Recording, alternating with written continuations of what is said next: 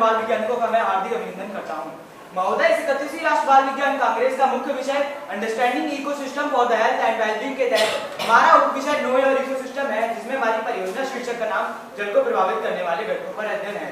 महोदय, सर्वप्रथम हमने अपनी मार्गदर्शक शिक्षक की सहायता से परियोजना को 3 उद्देश्यों में करने का निश्चय किया, जिसमें जल की गुणवत्ता का मूल्यांकन, जल प्रदूषण के स्रोतों की पहचान, सामुदायिक भागीदारी है।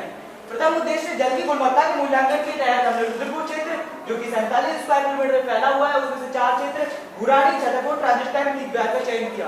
प्रत्येक क्षेत्र से हमने 3 यानी कुल 12 सैंपल एकत्र किए और उन्हें district level water quality testing and monitoring laboratory में परीक्षण हेतु भेजा।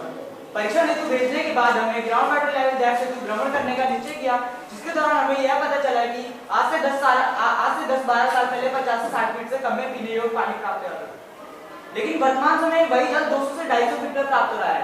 अगर ऐसे ही लगातार जल स्तर घटता गया तो रुद्रपुर जो कि एक तराई क्षेत्र है, उसमें जल की समस्या देखने को मिल सकती है, जैसे पंजाब हरियाणा। बात करें अपनी रिपोर्ट के ऊपर, तो हमने रिपोर्ट के परीक्षण के लिए जल के 4 parameters pH, odour, taste, TDS का चयन किया। लगभग जल का पीएच 7 के समान यानी न्यूट्रल होता है। टीडीएस यानी टोटल डिसॉल्व्ड सॉलिड, जिसका मतलब जल में कितने मेटालिक सॉल्ट्स मिले हैं, जैसे मैग्नीशियम, कैल्शियम, जिंक, सोडियम आदि। रिपोर्ट आने पर जब मैं उसके आंकड़ों को देखा तो वह चौंकाने वाले थे, जो कि कुछ इस प्रकार है। मैं आप सभी निर्णायक मंडली का ध्यान इस तरफ आकर्षित करना चाहूंगा। जैसा कि आप सभी देख पा रहे हैं, इन चारों क्षेत्रों पर सैंपलों का पीएच, ऑर्डर, टेस्ट तीनों ही लगभग समान है, लेकिन टीडीएस में हमें डिफरेंस देखने को मिले हैं, जो कि कुछ ऐसे हैं।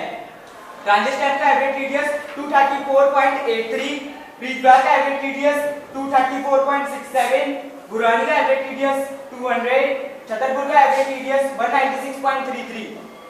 फिर हमने WHO की 2016 की रिपोर्ट से अपनी रिपोर्ट की तुलना की, तो हमें यह पता चला कि वर्तमान समय में रुद्रपुर शहर के इन चारों चयनित क्षेत्रों का जल पीने योग्य है, लेकिन अगर निरंतर इसी रूप से इसका टीडीएस बढ़ता गया तो यह जल पीने योग्य नहीं रह जाएगा।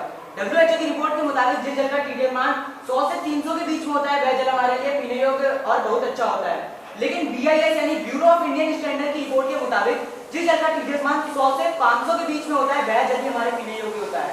जिला जल स्रोत संस्थान द्वारा भेजी गई रिपोर्ट के आंकड़ों का जब हमने विश्लेषण किया तो हमारे सामने कुछ बिंदु है, जो कि कुछ इस प्रकार हैं। पहला, जो क्षेत्र सिरपुर फैक्ट्री के उत्तर पश्चिम दिशा की ओर है, उनका टीडीएस मान कम देखने को मिला। वहीं दूसरी तरफ जो क्षेत्र सिरपुर फैक्ट्री के दक्षिण पूर्व दिशा की ओर है, उनका टीडीएस मान ज्यादा देखने को मिला।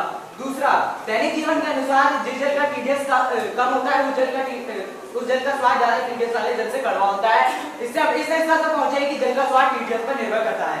प्रथम उद्देश्य की समाप्ति के बाद हमारा दूसरा उद्देश्य जल प्रदूषण के स्रोतों की पहचान के मुताबिक हमने जल के दूषित होने के लिए सोशल रिव्यू के आधार पर मुख्यतः 3 कारणों को दोषी ठहराया है, जिसमें industrialisation, improper farming, increasing population.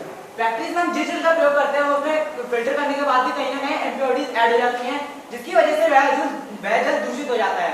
दूसरा, खेतों में एक्सेसिव अमाउंट में फर्टिलाइजर, पेस्टिसाइड और जल के उपयोग से कहीं ना कहीं हम उस जल का ग्राउंड वाटर लेवल घटा रहे हैं और जल को दूषित कर रहे हैं।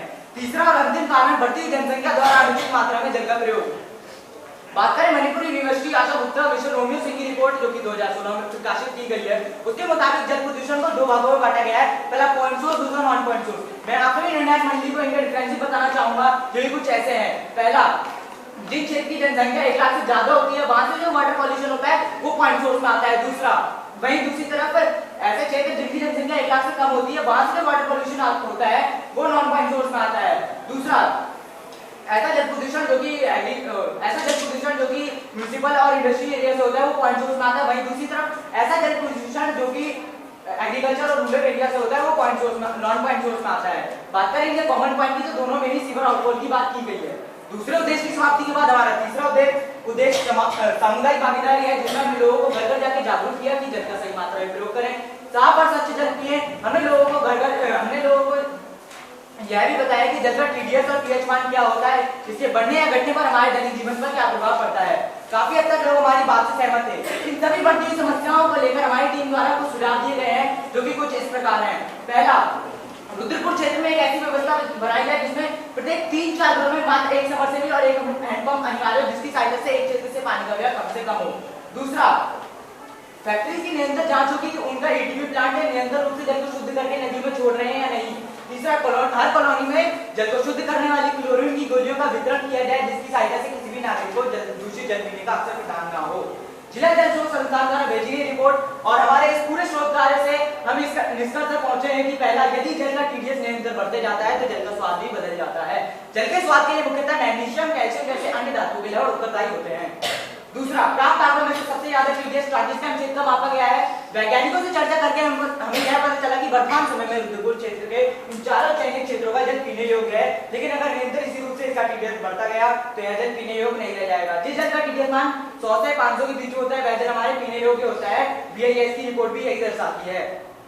तीसरा, जमीनी जल स्तर विगत वर्षों में घट गया है, जिस कारण पहले जो जल 50 से 60 फीट में प्राप्त हो जाता था, वर्तमान में वही 200 से 250 फीट में प्राप्त हो रहा है। अगर ऐसे ही लगातार जल स्तर घटता गया तो रुद्रपुर क्षेत्र में पानी की समस्या देखने को मिल सकती है, जिसके कारण हमारी भावी पीढ़ी को भी संकट का सामना करना पड़ सकता है। चौथा, जल प्रदूषण के मुख्यतः हमें 3 कारण सामने आए हमारे।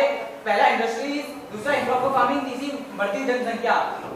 अंत में हमारा शोध कार्य पूरा हुआ, उसके साथ ही साथ हमारी टीम द्वारा यह सोचा गया कि हमें भविष्य में इस कार्य को और आगे बढ़ाना चाहिए, जिसमें हमें 3 से 4 चीजों पर और कार्य करना है। जिसमें पहला, वर्तमान समय में हमने जल के 4 पैरामीटर्स की सहायता से जल की गुणवत्ता विधि को जांचा है। भविष्य में हम इसके लिए जल के अन्य 10-12 पैरामीटर्स की सहायता लेंगे और जल की गुणवत्ता विधि को जांचेंगे। दूसरा, इस परियोजना में हमारे शोध कार्य का रुद्रपुर क्षेत्र है, जिसमें हमने 4 क्षेत्रों का चयन किया। भविष्य में हम इसके लिए संपूर्ण रुद्रपुर का भविष्य में चयन करेंगे।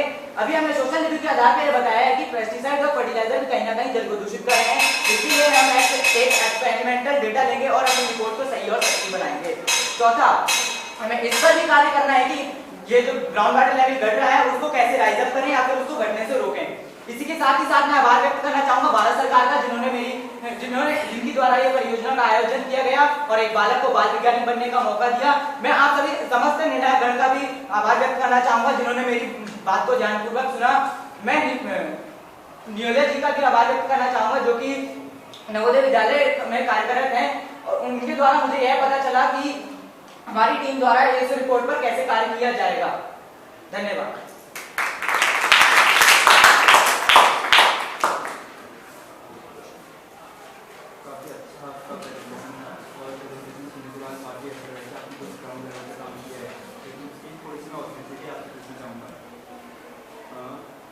तीन क्वेश्चन मेरे हैं। सबसे पहले आपने पंजाब और हरियाणा का एग्जांपल दिया, किस